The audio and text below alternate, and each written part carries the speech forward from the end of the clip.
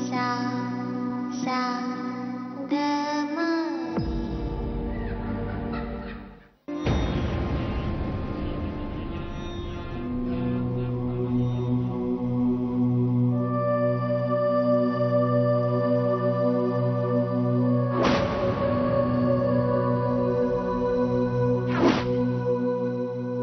अण्णासाहेबांची काहीतरी इच्छा अपुरी राहिली असावी, तरी सगळ्यांनी त्यांची अपुरी इच्छा पूर्ण होण्यासाठी एकेकाने प्रार्थना करा. कदाचित कोणाच्या तरी प्रार्थनेतून त्यांची अपुरी इच्छा पूर्ण होण्यास मदत होईल. आऊसाहेब पुढे या नमस्कार करायला.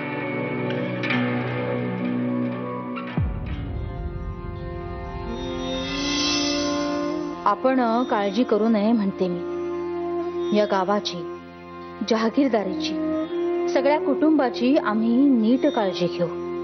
या वाड्यात, या गावात सतत आनंद खेळता राहील हे आम्ही नक्की पाहू.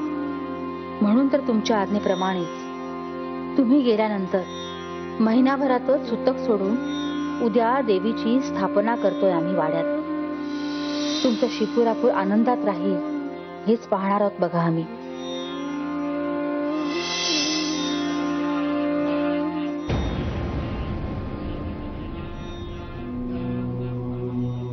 रावसाहेब,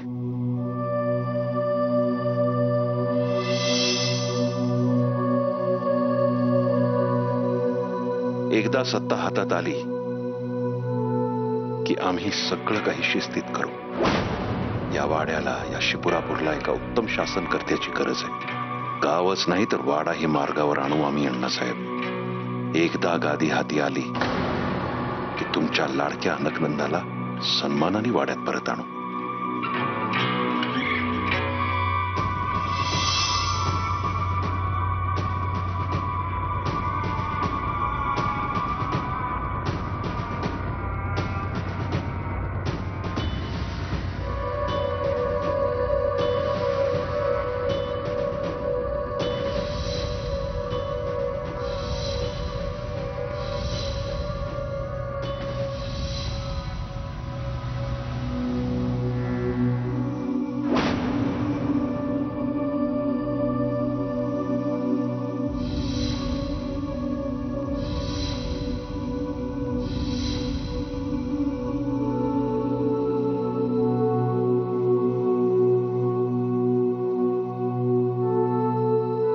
देवा, हुसेन, घरातल्या मोठ्यांकडून जे झालं नाही ते.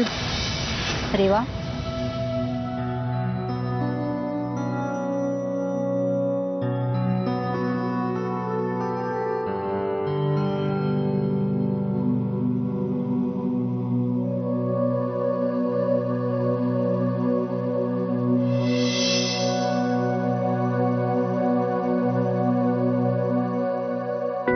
मला तुमची इच्छा माहित नाही. मी कधीही तुम्हाला भेटले नाही, कधीही बोलू शकले नाही. पण मला असं वाटतंय की मी तुमची अस्वस्थता समजू शकते. मी एक वचन देते आपल्याला. या वाड्याचा भूतकाळ, त्याच्याशी जोडलेलं जे रहस्य आहे ते सोडवायची जबाबदारी जर माझ्यावर असेल तर मी ती जबाबदारी आनंदाने घेईन आणि त्या रहस्याच्या मुळाशी जाऊन सगळा गुंता सोडवून या वाड्याला शापमुक्त करेन. शब्द देते मी आपल्याला. त्या बदल्यात तुमचा आशीर्वाद म्हणून हे स्वीकारा.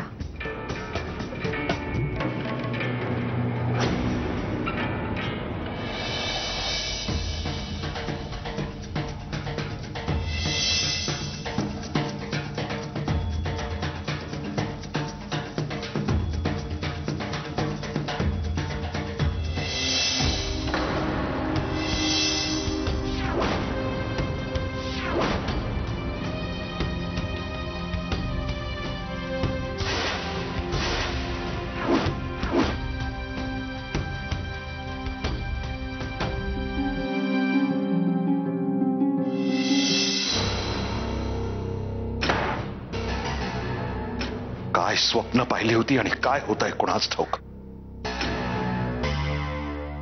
काय झालंय काय इतकी तणतण करायला? आयुष्यभर मान खाली घालून जे मिळणार त्याची वाट बघत बसलो, तेच हातातून निसटून चाललंय असं वाटतंय. पिंडदानाचा विधी झाल्यावर आऊसाहेबांनी आम्हाला आणि सूर्याला बोलावलं बिझनेसच्या गोष्टी करण्यासाठी. पण बिझनेस राहिला बाजूलाच आणि भलत्याच गोष्टी सुरू झाल्या. आऊसाहेब आता हळूहळू सगळं मार्गी लागतंय. बिझनेसची घडी आता व्यवस्थित बसणार यात काही शंका नाही. बोला. आऊसाहेब सोना हे देऊन गेलाय. आपण काय बनवून घेतलं आऊसाहेब? ते सुद्धा ह्या दिवशी?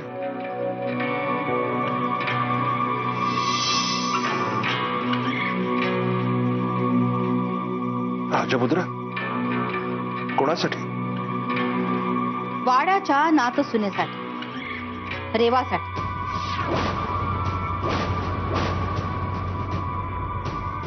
त्यांना आता वाड्याची सून म्हणून स्वीकारण्याची वेळ आली की हो. आम्ही त्याच तयारीत आहोत. पण आऊसाहेब त्यांच्या पायगुणांकडे आपण तरी कसं दुर्लक्ष करू शकता? या वाड्यात पाऊल ठेवताच त्यांनी आपलं सौभाग्य हिरावून घेतलं. हे इतक्या लवकर आपण कसं विसरू शकता? ती घटना घडली तेव्हा आम्हालाही असंच वाटलं होतं. पण आम्ही त्यांची पत्रिका पाहिली, अनयच्या पत्रिकेशी जुळवून पाहिली. त्यांचे 36 गुण जुळत आहेत. आमच्या पाहण्यात तरी इतक्या वर्षात एवढी चांगली पत्रिका नाही हो. आणि हो, वाड्याच्या पत्रिकेशी सुद्धा त्यांची पत्रिका फार उत्तम प्रकारे जुळते आहे. मग अशा परिस्थितीमध्ये त्यांना न स्वीकारण्याचं काही कारणच नाहीये आमच्याकडे.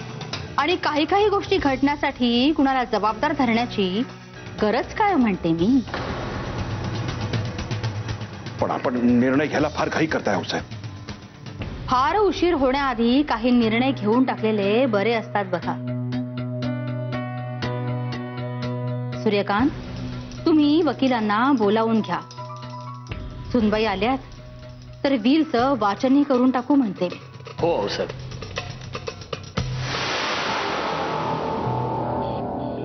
ह्याच गोष्टीची मला सतत भीती वाटत होती. आऊसाहेबांचं रेवा बरोबरचं वागणं बदललेलं दिसतच होतं ना आजकाल. आणि आता तर तिची पत्रिका अनय बरोबरच नाही, वाड्याचीही जुळली म्हटल्यावर आऊसाहेब तिच्या हातात सत्ता द्यायलाही कमी करणार नाहीत. आणि सून म्हणून तिचा स्वीकार केल्यानंतर त्यांना विलच्या वाचनाची आठवण झाली. आणि म्हणूनच आऊसाहेब इतके दिवस मेघदत्ताच्या लग्नाचं मनावर घेत नव्हत्या. मला वाटलंच होतं हे असंच काहीतरी कारण असणार. पण आम्ही हा दगा सहन करणार नाही. नाही, आऊसाहेब जर रीतिरिवाजांचा धाक दाखवून आमच्या पाठीत कंचीर खुपसणार असतील तर आम्ही रीती भाती मोडून काही निर्णय घेऊच. कसले निर्णय? कोणाचीही तमा न बाळगता मेघदत्त आणि रॉमिलाचं लग्न लावून देऊ. कोणालाही कळवायची गरज नाही. फक्त एकानं का या गोष्टीला तयार झाली की प्रश्न मिटला. त्याची नका काळजी करू, ते मी बघते. तसंही बाकी सगळं ठरलंच आहे की फक्त अक्षता पडायच्या बाकी आहेत. आता विलचं वाचन होण्याआधी या घरात थोरली नाचून येणारच. हा शब्द आहे ह्या नीलांबराचा.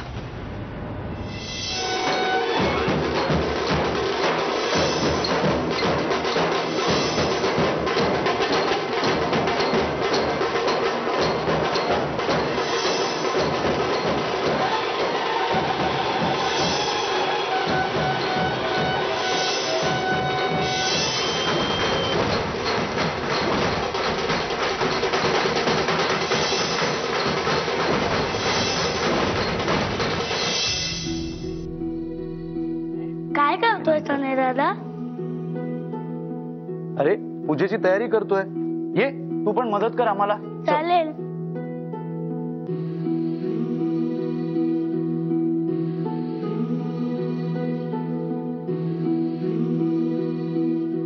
अनय दादा, देवीला इतके काय हात असतात? चंद्रसेन, ही देवी की नाही सगळ्या दुष्ट लोकांचा नाश करते. आणि दुष्ट लोक खूप सारे असतात म्हणून त्या सगळ्यांशी लढण्यासाठी या एकट्या देवीकडे इतके सगळे हात असतात. मग त्यांना मारून तिच्यात पळत जातात? अरे वेड्या, ते हात काही लावलेले नसतात. काम झालं ना की देवी अदृश्य होते. आणि परत दृष्ट्याने त्रास द्यायला सुरुवात केली ना, किती वेगवेगळी रूपं घेते. अरे वा नेहा, तुला या सगळ्याची खूप चांगली माहिती आहे. छान. बरं का चंद्रसेन, नेहा जे काही म्हणते ते अगदी बरोबर आहे. जेव्हा जेव्हा सगळ्या देवांवर संकट आली, त्या प्रत्येक वेळी ही देवीच त्यांना वाचवायला प्रकट व्हायची. जेव्हा राक्षसांशी लढता लढता अचानक सगळे देव हरायला लागले, तेव्हा त्या सगळ्यांनी ह्या देवीचा धावा केला. तेव्हा ती अचानक प्रकट झाली, तेव्हा तिनं एकटीनं या सगळ्या राक्षसांवर मात केली. आणि म्हणूनच सगळे देव या देवीलाच माता मानतात. एक बाई असून तिला इतकं सगळं कसं जमतं?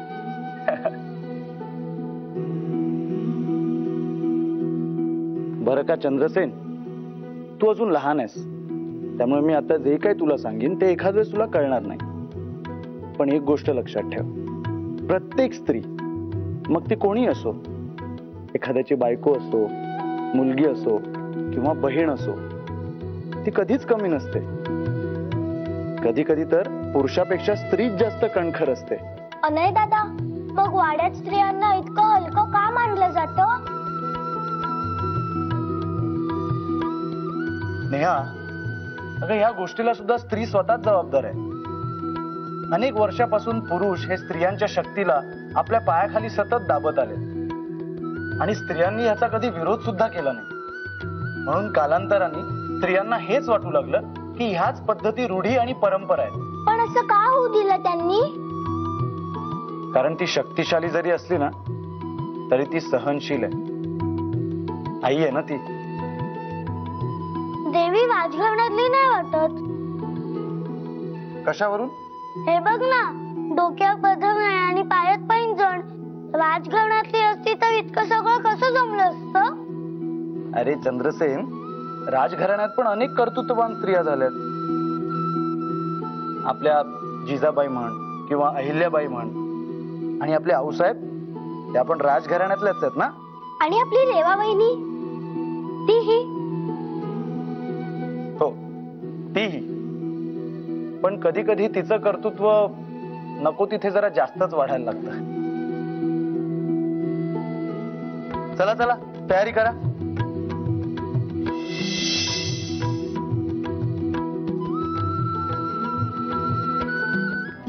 आई, तुम्हाला माहितीये, आज आमच्या बिल्डिंग मध्ये ना खूप मजा चालू असणार आहे. दिवसभर सगळ्यांची गडबड. देवीची स्थापना करतील, मग आरती करतील आणि मग रात्रभर गरबा खेळतील. तुम्हाला सांगते आई, नवरात्रीचे 9 दिवस ना अख्खी मुंबई झोपणार नाही. अजून तू इथल्या देवीची मजा पाहिली नाहीस ना, म्हणून मुंबईचं कौतिक सांगतेस. आज तू बघच. तुला माहितीये रेवा, देवीप्रमाणेच इथे घटाला सुद्धा खूप महत्व असतं. ते घट असतात ना, त्याच्यामध्ये 9 दिवस धान्य रुजवत घालतात आणि 9 दिवसात ते छान तरारून येतं. ते तसं तरारून आलं की या वर्षी पीक पाणी अगदी छान होणार, अशी गावकऱ्यांची श्रद्धा आहे. ते दसऱ्याच्या दिवशी सोनं लुटतात ना, तसं हे रुजवण लुटायला आपल्या वाड्यावरती गावकऱ्यांची नुसती झुंबड उडते. त्याचप्रमाणे 9 दिवस देवीसमोर सप्तशतीचा पाठ सुद्धा होतो. आणि 8व्या दिवशी ना, गावातल्या सगळ्या कुमारिकांना बोलवून त्यांची पूजा केली जाते आणि त्यांना भोजन दिलं जातं. वाव, किती मस्त असेल ना हे सगळं. आणि एवढंच नाही काही, आज ह्या घटाची ना गावातून छान मिरवणूक निघणार. वाजत गाजत सगळ्या गावातून फिरून तो घट पुन्हा वाड्यावरती येणार. दर दिवशी एक असे 9 दिवस ना त्या घटाला माळ चढवली जाते. तुम्ही मुंबईत गरबा खेळता ना, तसंच इथे सुद्धा जागरण होतं बरं का. मला खूप उत्सुकता आहे सगळं बघायची. अगं, हे 9 दिवस कधी येतात त्याची गावकऱ्यांना बी आस लागलेली असते बघ. जत्रेनंतर हेच दिवस गावात आनंद घेऊन येतात.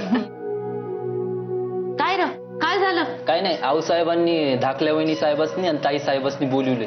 घाटाची तयारी पूर्ण होत आली अनु. बोलण्याच्या गडबडीत मी विसरलेच. आऊसाहेबांना सांग आम्ही येतोय म्हणून. बर देवा, चल पटकन.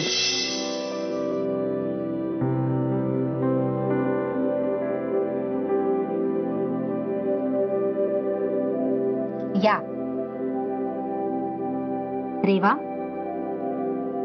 तू तुम्हाला आमच्या गावच्या आणि विशेषतः सरनोपात घराण्याच्या परंपरा माहीत नाहीये, कारण तुम्ही शहरातून आलेला आहात. हा जो घट दिसतोय हा देवीचा घट आहे. पुढे येणाऱ्या सुख समृद्धीचं प्रतीक मानतो आम्ही. आणि यामध्ये धान्य पेरलं जातं. यामध्ये पेरलेलं धान्य जर भरभरून उगवलं तर आपल्याला देवीचा आशीर्वाद लाभला असं आम्ही आणि सारं शिपुरापूर मानतो.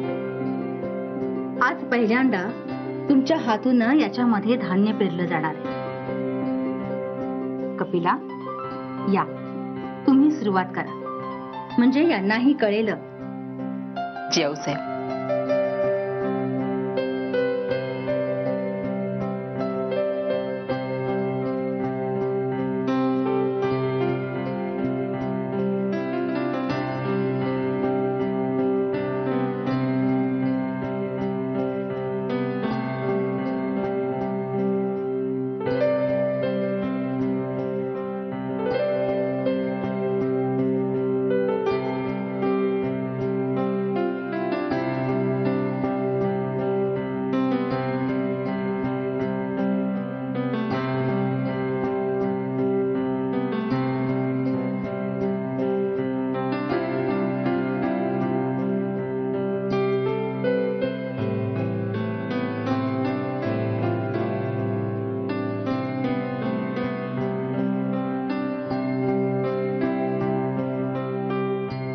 कपिला, एकांनका आणि रोमीला कुठे दिसत नाहीत त्या. त्या दोघी सकाळपासून कुठेतरी बाहेर गेलेत आऊसाहेब. देवी बसायच्या वेळी. आणि निलांबरा कुठे आहेत? त्यांना आज घटस्थापना आहे हे माहित नाहीये का? सकाळपासून त्या कुठे दिसल्या नाहीयेत वाड्यात. आता यांची किती वेळ वाट बघायची म्हणतो आम्ही. पालखीलाही उशीर होतोय की हो. मी बोलवून आणू का? आलेच. या. मेघदत्त राजे, जरा थांबा. तुम्ही आम्हाला टाळू नाही शकत. तुम्हाला आमचं ऐकून घ्यावंच लागेल. काय ऐकून घ्यायचंय आईसाहेब? आणि तुम्ही आम्हाला जे करायला सांगताय ना, ते या घराण्यातल्या कुठल्या नियमात बसताय ते जरा कळेल का आम्हाला? जरा आवाज खाली ठेवा आधी. तसंही आता या घरात नियम पाळताय कोण? अण्णासाहेबांबरोबरच सगळ्या नियम आणि कायद्यांना भडाग्नी दिला गेलाय. आम्ही जे करायला सांगतोय ते तुमच्या भल्यासाठी. मेघदत्त राजे, आऊसाहेबांकडून तुमच्यात आणि अनयमध्ये दुजाभाव केला जातोय हे दिसत नाहीये का तुम्हाला? तो होऊ नये म्हणून आम्ही हे सगळं. आऊसाहेब कुठलाही दुजाभाव करत नाहीयेत. त्यावेळी त्यांच्यासमोर जी परिस्थिती उभी राहिली होती ती त्याने त्याप्रमाणे हाताळली. सगळीकडून एका पाठोपाठ एक त्यांच्यासमोर जी परिस्थिती उभी राहिली त्याची जाणीव आहे का तुम्हाला? तीच परिस्थिती आता आपण बदलायला चाललो आहोत. आईसाहेब, मला ते पटत नाहीये. आणि तुम्ही आम्हाला जे करायला सांगताय ना त्यांनी कोणाचंही भलं होताना आम्हाला तरी दिसत नाही. तुम्ही आम्हाला वचन दिलंय मेघदत्त राजे. या बाबतीत आमचं सगळं ऐकण्याचं वचन.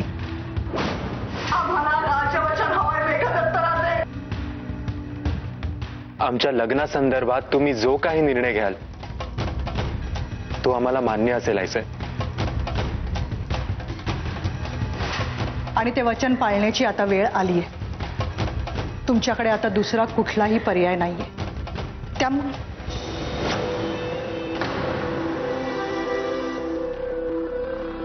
तू काय करतेस इथे? आऊसाहेबांनी बोलवलंय तुम्हाला. घटाची पूजा खोळंबली.